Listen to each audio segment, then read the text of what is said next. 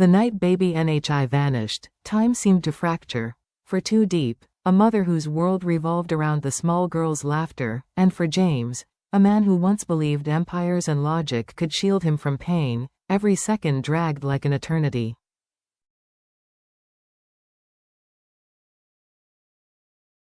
The home that had always hummed with warmth and joy was pierced by a silence so sharp it suffocated.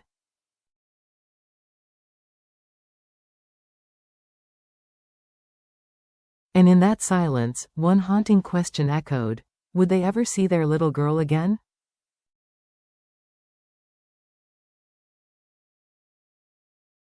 The vanishing. It began as an ordinary evening. The farmhouse smelled faintly of bamboo and wood smoke, while little Nye's voice rang through the yard like a songbird, skipping, giggling, weaving through the dusk.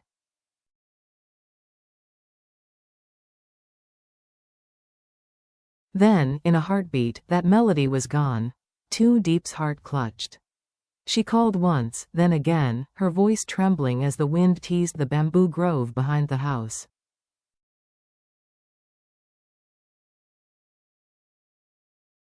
No answer, no patter of small feet. Only the unsettling hush of twilight. When James returned from the village store with rice under his arm, he was met by a sight that would unnerve even the most composed of men: Too Deep running barefoot, hair wild, eyes frantic.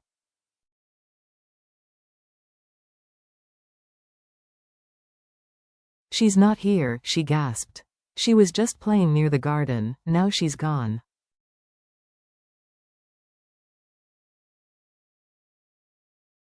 The businessman who once thrived on high-stakes negotiations felt powerless.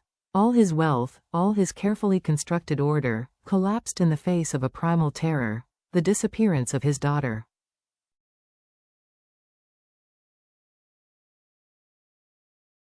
The search. Neighbors rallied quickly, lanterns flickering like fireflies against the growing darkness.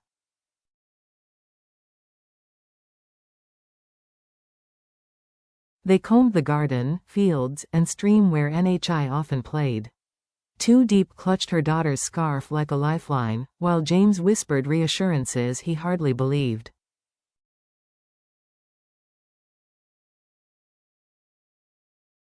Word spread to Nye's blood relatives, Lan and Bao, who rushed in, breathless. Old rifts dissolved.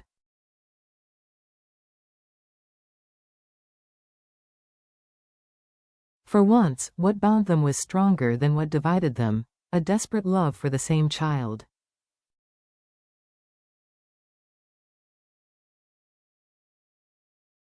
Even James's stern father, once opposed to the adoption, sent word that he was coming.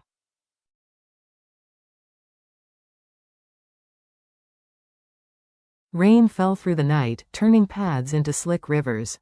James refused to stop, his clothes drenched, his flashlight beam slicing through sheets of water.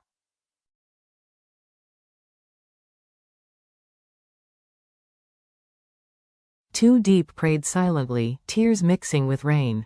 For years she had believed in small miracles: seeds sprouting, strangers' kindness, the unexpected love James had brought into her life.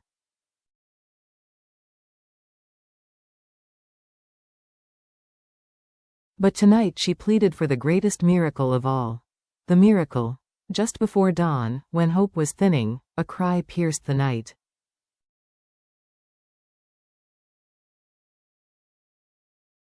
James froze. Too Deep gasped. They followed the sound, hearts pounding, feet sinking into mud.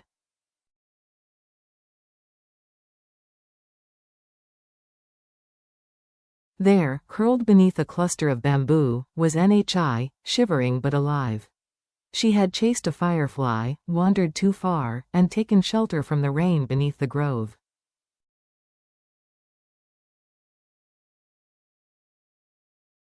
Too Deep swept her child into her arms, sobbing with relief. James wrapped his coat around them both, anchoring them against the storm.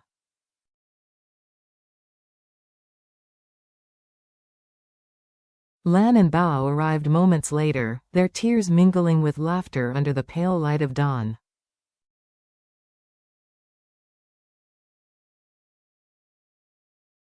The bamboo grove that hours earlier loomed like a threat now shimmered like a protector.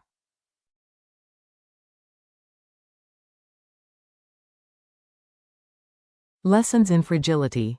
Back at the farmhouse, NHI drifted to sleep between them, sipping warm milk.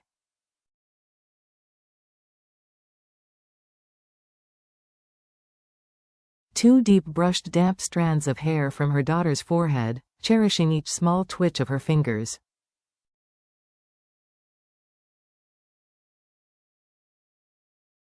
James stood at the window, staring out at the swaying bamboo, recalling the faint cry that had saved them.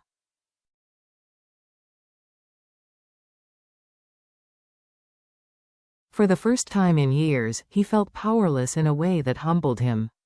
The miracle wasn't wealth or influence, it was love, community, and hope.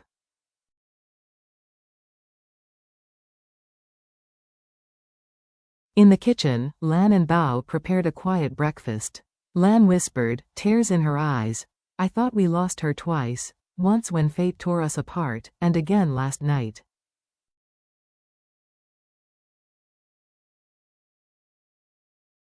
But now, it feels like she belongs to all of us. Deep squeezed her hand. She does.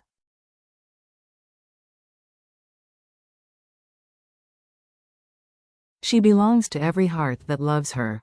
The bonds of community. By day's end, villagers streamed in with blankets, food, and stories.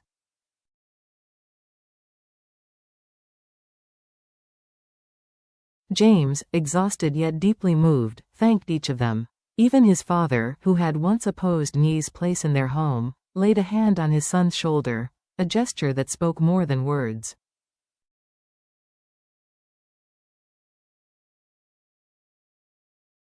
That evening, fireflies lit the garden.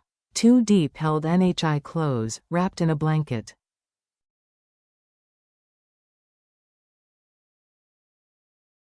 "I wasn't scared," the little girl whispered, "because I knew you would find me."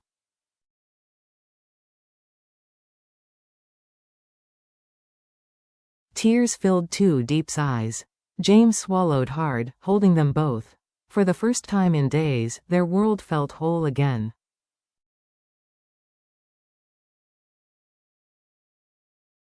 A new perspective. The days that followed were quiet, healing. NHI once again filled the farmhouse with laughter, chasing butterflies in the garden.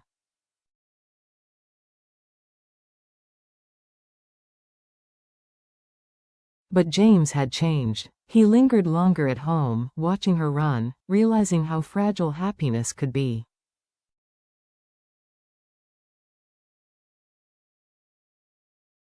Lan and Bao, softened by what they had witnessed, admitted their doubts had been misplaced.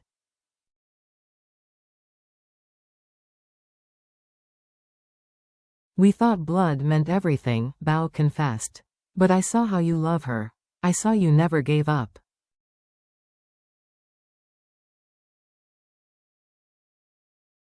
Deep, steady but tearful, answered, "Fear doesn't have to divide us. She's part of you, too."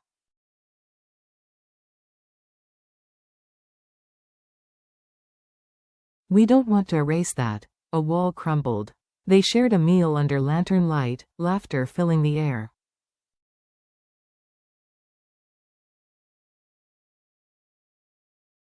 NHI giggled as she tried to feed James rice, oblivious to the deeper reconciliation unfolding around her.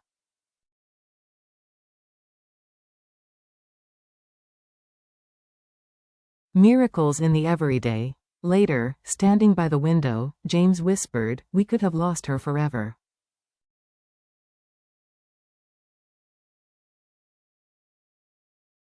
Maybe this was meant to remind us how precious every moment is. Deep rested her head on his chest.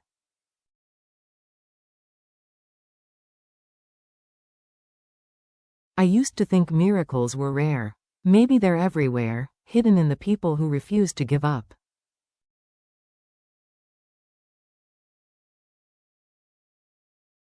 The bamboo grove rustled as if in agreement. Beyond survival, weeks later, life regained rhythm.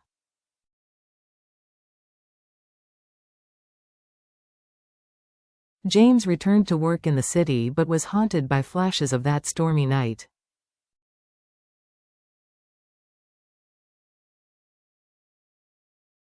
One evening, he came home early, pausing at the garden's edge to watch Diep and Nhi laughing as they picked vegetables.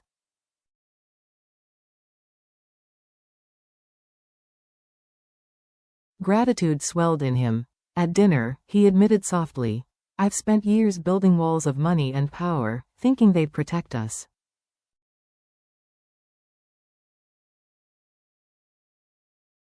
But that night showed me what really matters. It's not walls, it's being here together."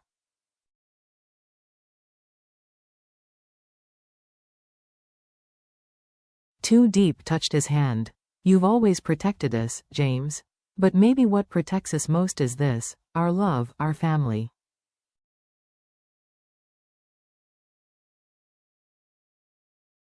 A circle completed. Lan and Bao returned often now, not to claim Nhi, but to love her alongside Diep and James.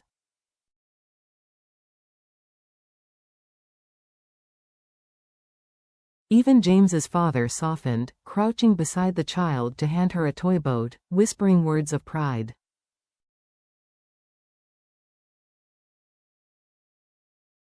One night, under a sky scattered with stars, Nhi clambered onto James's lap.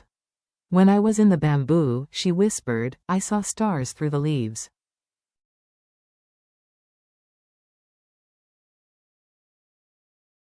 "I thought they were watching me, showing me the way back." James hugged her tight.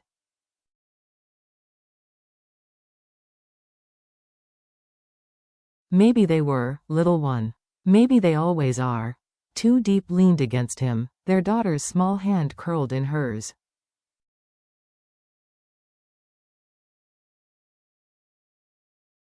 The breeze stirred the bamboo, and the world seemed to sigh with peace.